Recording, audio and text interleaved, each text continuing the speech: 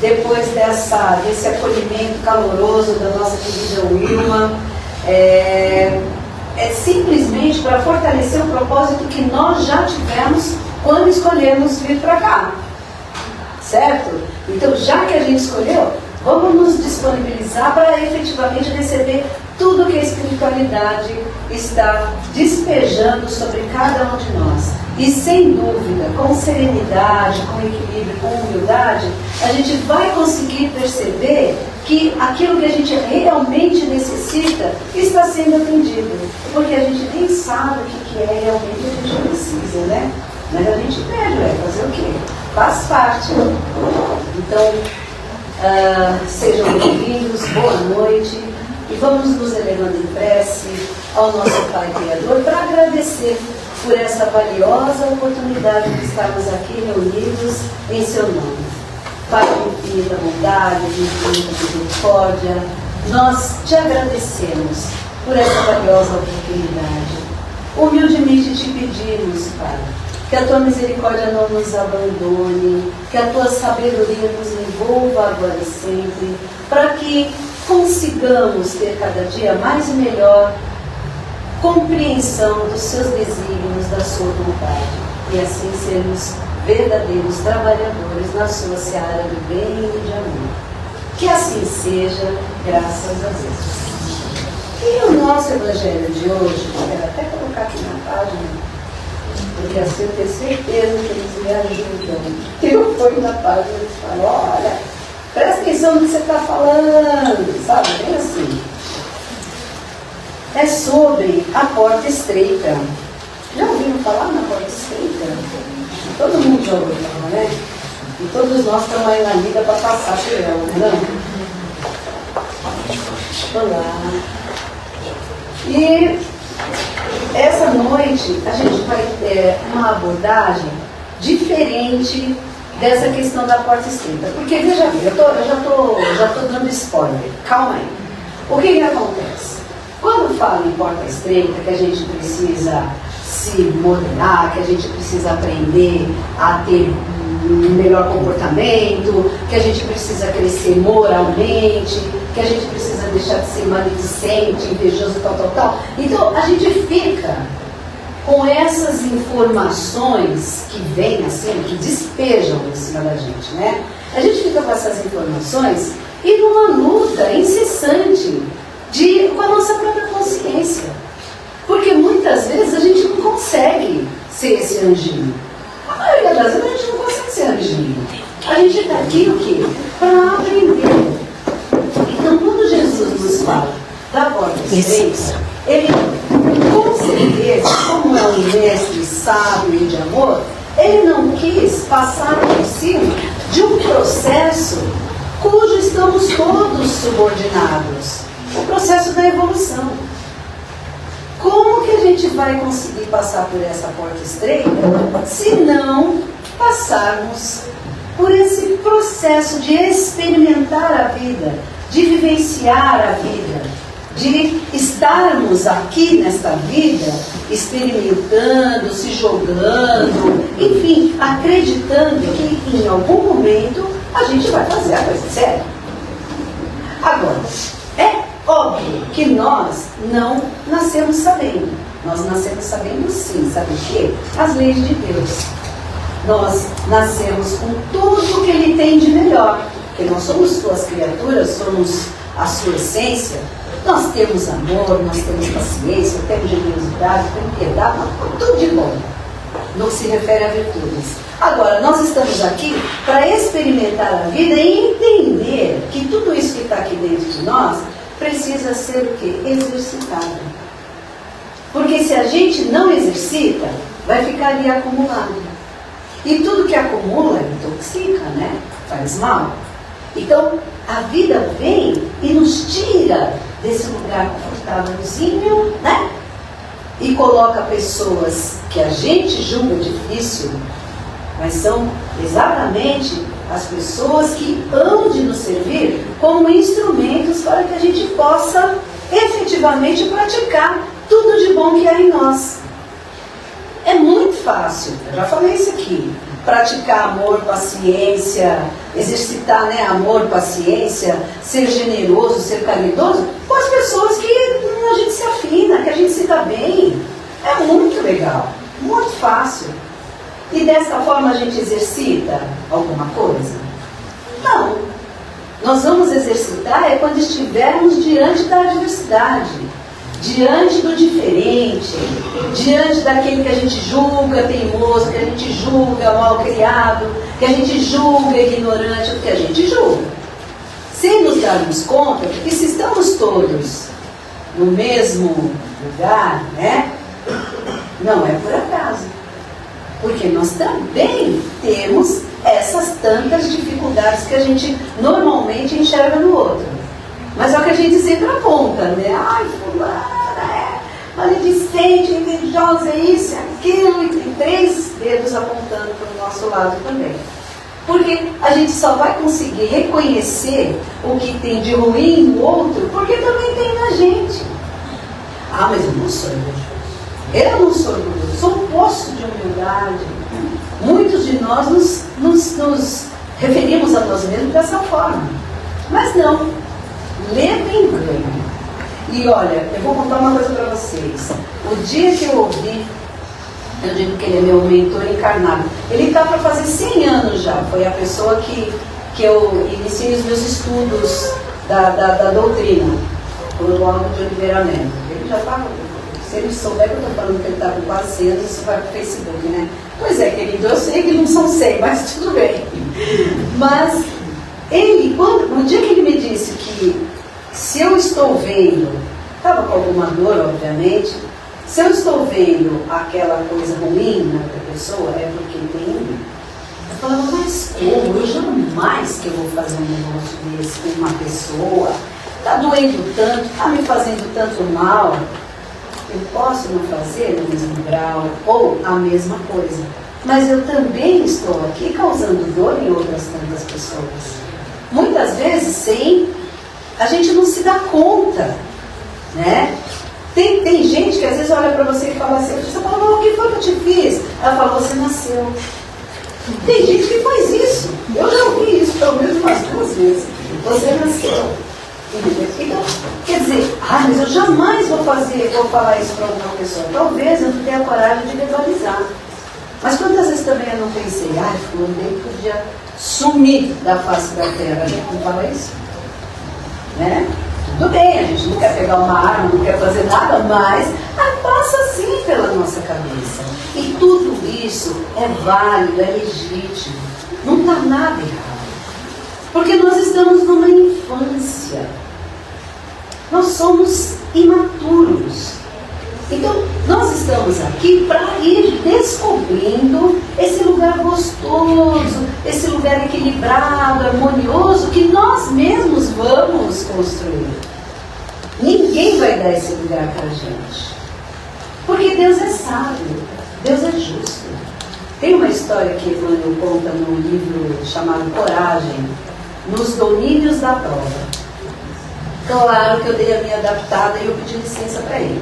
Mas diz o seguinte, um pai, ele faz uma analogia, né? Um pai pega seu filho e resolve que ele não vai sofrer. Meu filho não vai sofrer.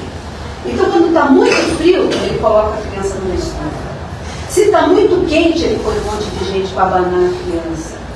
Se a criança precisa aprender a ler e escrever, eu vou ensinar. Se a criança precisa aprender a saber o que é certo e o que é errado, eu vou ensinar. Agora, esse pai, eu pergunto para vocês, esse pai, ele tem toda essa sabedoria, efetivamente, para poder passar esses ensinamentos para o filho viver só com ele? E assim foi que esse pai não deixou a criança ir para a escola, porque eu vou ensinar meu filho, porque eu não quero que ele seja influenciado por outros coleguinhas. Um dia esse pai falta, né? Que é óbvio, verdade? Faz parte, né? Infelizmente ele foi quando a criança já estava adulta. Adulta do tamanho, da idade, mas não da vivência. Totalmente sem noção de nada. Ele não tinha parâmetro para poder entender a vida. importante que a gente não se iniba diante do erro que a gente cometa. Cometendo, que bom que a gente percebeu que está errado. Porque em algum momento, se houver uma possibilidade, quem sabe a gente faz diferente, a gente faz para acertar. Porque ninguém quer o mal da gente mesmo. A gente não quer o nosso mal, né? E nem sempre queremos o mal do outro. Às vezes a gente até quer. Mas nem sempre a gente quer o mal do outro. Só que acontece da gente cometer. É uma palavra que a gente diz que numa má hora, no momento que não foi oportuno. É uma atitude que a gente teve, né, achando que estava fazendo melhor, e de repente a gente está fazendo uma tremenda porcaria para o outro. E aí, se a gente ficar com aquela coisa, ai, fulano não entendeu nada, poxa, eu só quis fazer o melhor, e aí a gente guarda a mágoa de uma coisa que você fez o melhor, pô, você fez o melhor, seja feliz, fique feliz. Se o outro não entendeu, aí é uma outra situação. O problema é de quem? É de quem não entendeu. O importante é que nós prossigamos na nossa vida sem o medo do erro. O erro é fundamental. Erros e acertos são aqueles tijolos que nos auxiliam a nos construirmos. É por isso que Deus é tão bacana, que Ele nos dá várias vidas. Quantas vidas forem necessárias para a gente viver neste plano. Depois a gente tem outros planos para nós, obviamente. São muitas as moradas da casa do meu pai. Então, à medida que a gente vai atingindo essa maturidade de compreensão de Deus, da sua lei, a gente vai avançando. A gente vai avançando. Vamos para outras paragens, que daí não faz sentido. Olha, quanta gente aqui, cada um com uma realidade, né? Cada um vivenciando uma experiência nesse momento. E estamos todos nós no mesmo lugar, ouvindo a mesma coisa. O que será? É acaso? Claro que não. Não é o acaso. E as nossas energias aqui trocadas, porque aqui todo mundo está pensando no quê? No bem. No nosso bem, no bem de quem ficou em casa, no bem de quem está com algum problema de saúde. A gente está aqui pensando no bem. E esse bem é energia pura. É energia que nos fortalece, que nos estimula a perseverar. Nós precisamos perseverar, sermos resilientes no propósito de crescer e aprender a fazer o melhor. Nós estamos aqui para aprender. Por isso que a gente não precisa se preocupar com a questão de erros e acertos. Eles estão na nossa vida, são os nossos instrumentos para que a gente consiga dar uma guinada e crescer, obviamente, de acordo com a lei do nosso Pai Criador. Tem aqui, na história do filho, eu concluí, né? O pai foi embora e aí a criança ficou aqui totalmente sem noção de nada, sem parâmetro nenhum, porque só tinha o pai. E aí vem como é importante nós nos relacionarmos, como é importante a vida de relação. Muitas vezes a gente quer se enclausurar, a gente quer se afastar de todo mundo, ou pelo menos se afastar daquelas pessoas que nos aborrecem, sem nos darmos conta de que, não por acaso, essas pessoas estão na nossa vida, cruzaram o nosso caminho, estão na nossa trajetória. Não foi o acaso. Daí a necessidade de nós nos olharmos, nos percebermos como filhos de Deus e principalmente como espíritos em evolução. Se Deus é justo, se Deus é misericordioso, se Ele é todo amor, todo bondade, Ele não ia fazer sacanagem, Deus está passando por uma determinada situação, se não houvesse ali um merecimento ou até mesmo uma necessidade. Felizmente não sabemos o que a gente vem fazendo no decorrer de todos esses anos de existência, né? Pode ser décadas, pode ser milênios, não sei há quanto tempo nós estamos aqui. Mas a gente sabe que não é a primeira vez. E também sabemos que não estamos no pior dos mundos, né? É um mundo onde há um mínimo de incompreensão de vida, né? gente consegue conviver num mesmo condomínio, por exemplo. O condomínio tem um monte de gente que tem lá o seu jeito de agir, a sua maneira de viver a vida, e muitas vezes nos incomoda. Mas a gente já está nesse nível, né? Imagine a época antes de Cristo, vivendo junto com pessoas que, sabe que não era assim, né? Era um puxar o cabelo do outro, tacar o um, tacar o outro, enfim, era aquela bagunça toda. Hoje a gente está conseguindo, então nós não estamos no pior dos mundos, mas nós ainda temos muito a expiar, temos muito a reparar. E a gente só vai conseguir efetivamente ter essa compreensão quando a gente tiver coragem de se olhar e legitimar os nossos erros, as nossas dores. Legitimar é dar crédito, sabe? É não tentar passar por cima, não jogar para debaixo do tapete. É olhar de frente e ver que faz parte. Mas isso não quer dizer também que a gente deu fazer, faz parte, não, está tudo certo, vou errar hoje, vou errar amanhã, e está tudo certo, depois Deus vai me dar uma nova vida e eu vou consertar. Opa, em algum momento a gente precisa arregaçar a manga e começar a tarefa. Né? É claro que cada um de nós vai arregaçar a manga, abraçar a tarefa, na medida do seu entendimento, da sua compreensão, da sua disponibilidade, né? Mas a doutrina não quer que a gente fique encasquetando, sabe? Com, eu preciso ser assim, eu preciso ser assim. Eu não posso chorar, eu tenho que compreender que as pessoas se separam, que elas desencanam e que está tudo certo, que elas vão para o plano maior. A gente não sabe de nada. A gente tem mais é que chorar, a gente tem mais é que sentir a dor, sim, mas não se entregar. Não se entregar. É encontrar essa medida, esse equilíbrio, para que a gente não se perca nesse aprendizado. Porque até mesmo a separação, o desencarne das pessoas mais próximas, é um aprendizado para nós. É uma nova maneira, uma nova leitura que a gente vai fazer da vida. De repente vivemos 60 anos com uma pessoa. E essa pessoa, né, somos separados dessa pessoa, sabendo-se que nesta vida não nos encontraremos mais. E aí eu não vou chorar? Eu não vou sentir alguma coisa? Óbvio. A gente vai chorar, vamos se descabelar, enfim, mas a gente só não pode se entregar.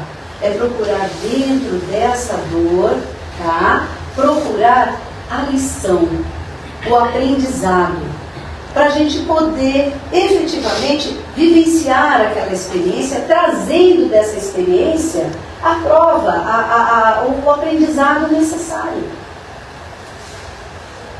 Quanto mais cedo a gente conseguir se consolar, se confortar com essa verdade de que somos espíritos em evolução, de que fomos separados, que vai ficar saudade e que daqui a pouco a gente vai se encontrar, enfim, quanto mais a gente se conscientizar, sedimentar essa realidade na nossa consciência, mais fácil será lidarmos com a nossa vida.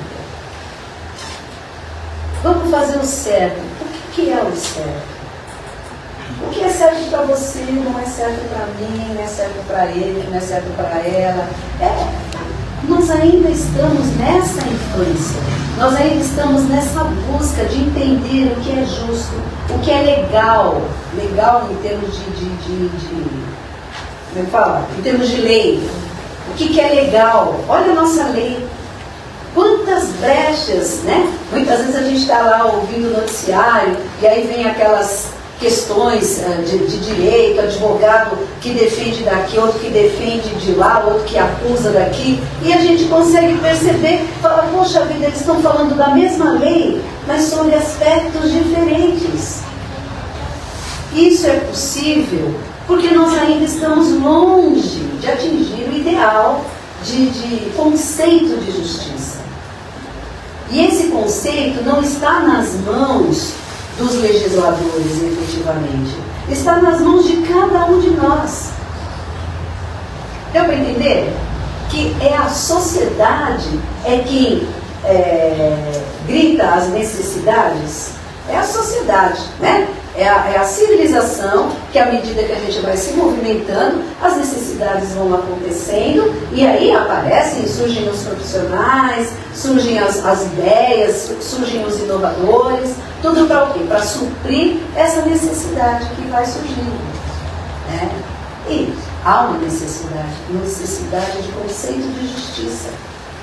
Nós precisamos. E começa tudo dentro da nossa casa mental, dentro da nossa consciência.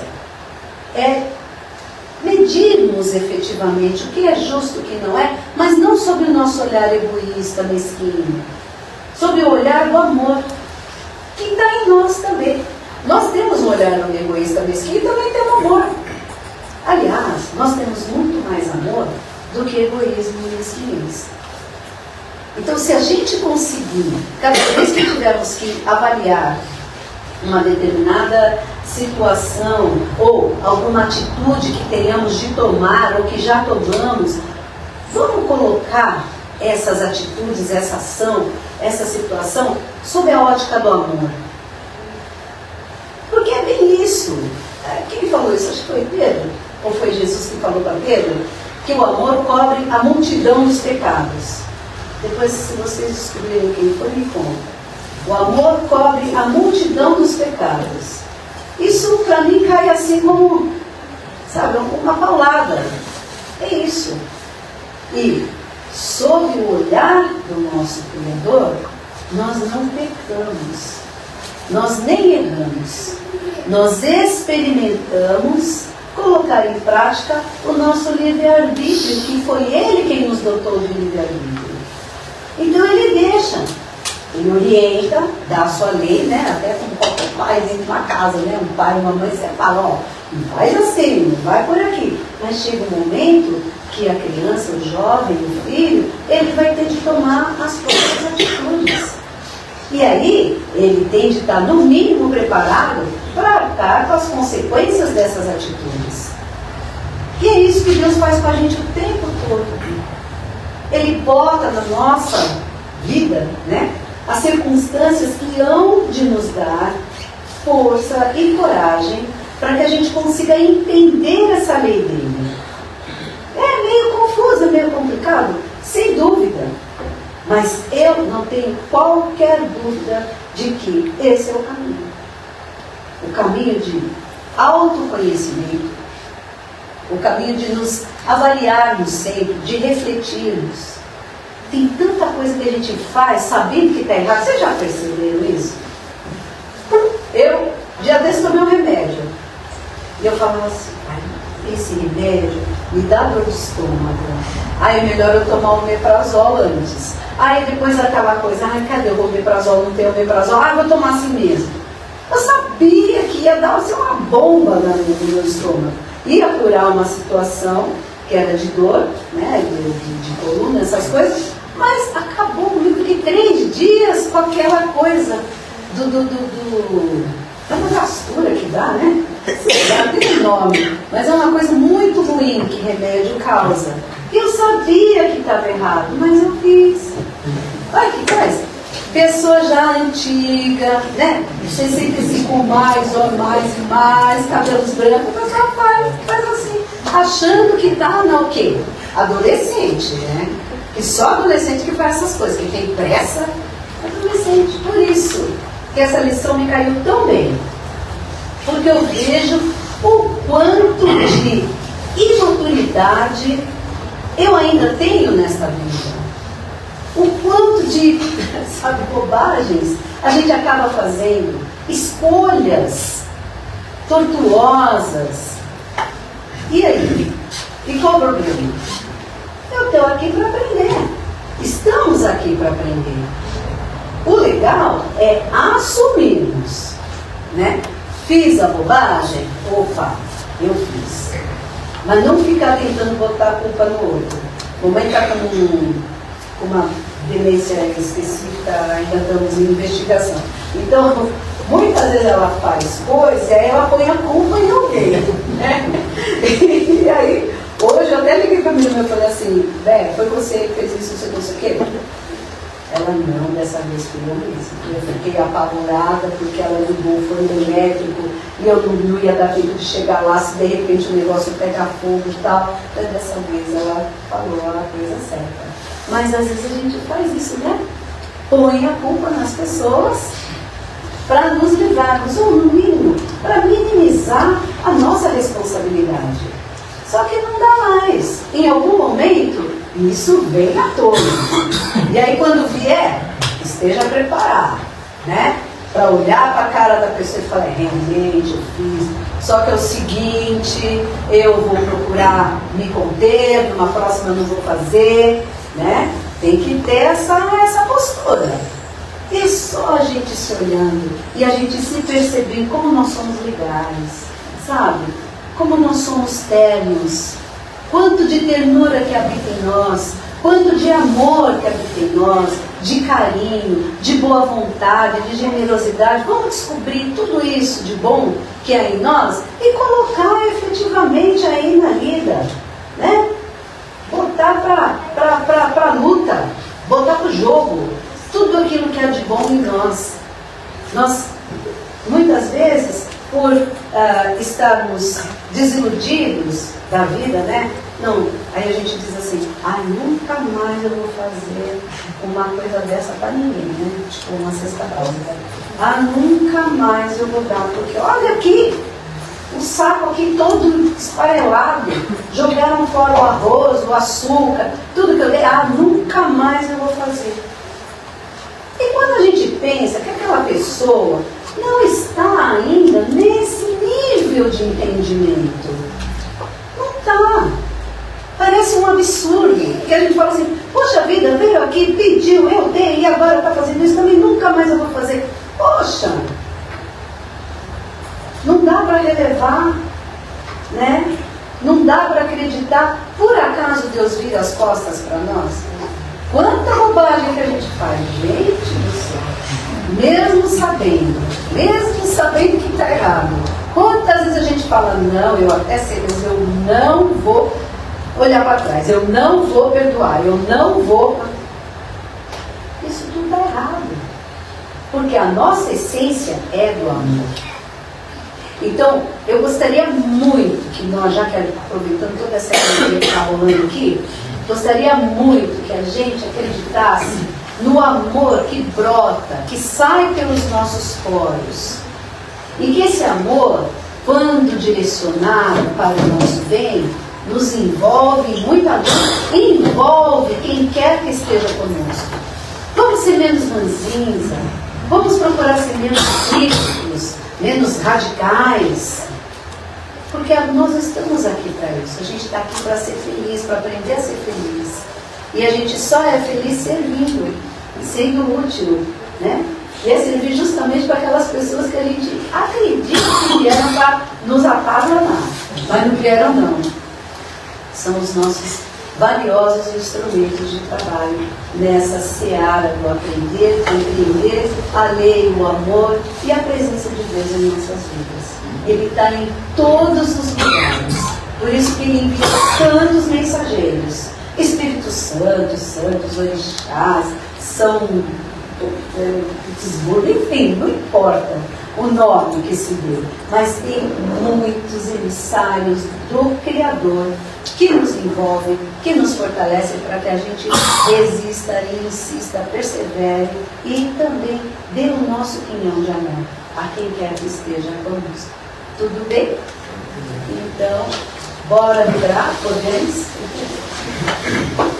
A pergunta está quase de abrir. Isso que é bom, né? Vamos então, com muita serenidade em nossos corações de equilíbrio, vamos mentalizando o nosso Mestre Jesus, adentrando pela porta da frente desta casa, da nossa casa mental, nos envolvendo em suas emanações de amor, de paz, sua mansuetude. E os seus enviados vão passando ao lado de cada um de nós, depositando em nossas mãos uma flor, para nos estimular a termos força, coragem e assim fazermos o nosso melhor. Que assim seja, graças a Deus. Todos nós, de mãos dadas, vamos mentalizando esse grande abraço ao redor do nosso planeta Terra, tão carente de amor e de paz.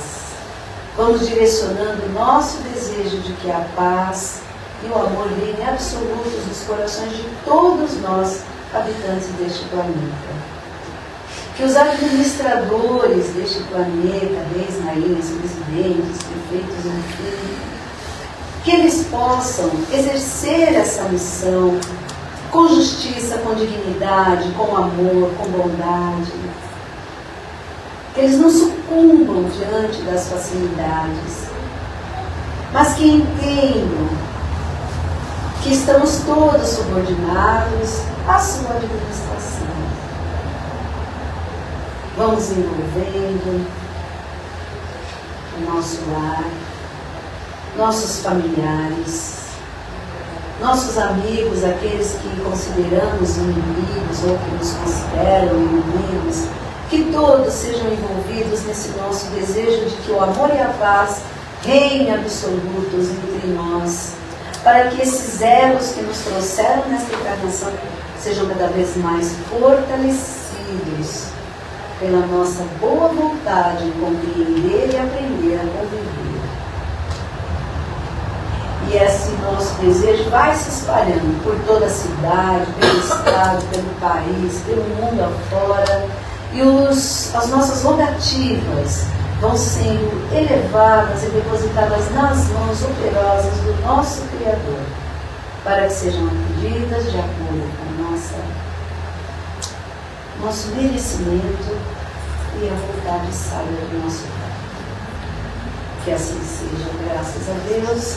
Pai de infinito amor e de infinita bondade, humildemente eu lhe peço que abençoe a todos nós, abençoe os nossos familiares, abençoe os nossos esforços, abençoe as nossas vidas, para que possamos juntinho contigo, através dos seus enviados, sermos verdadeiros trabalhadores na sua seara do amor.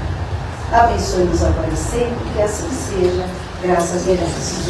Obrigada, gente. Boa noite.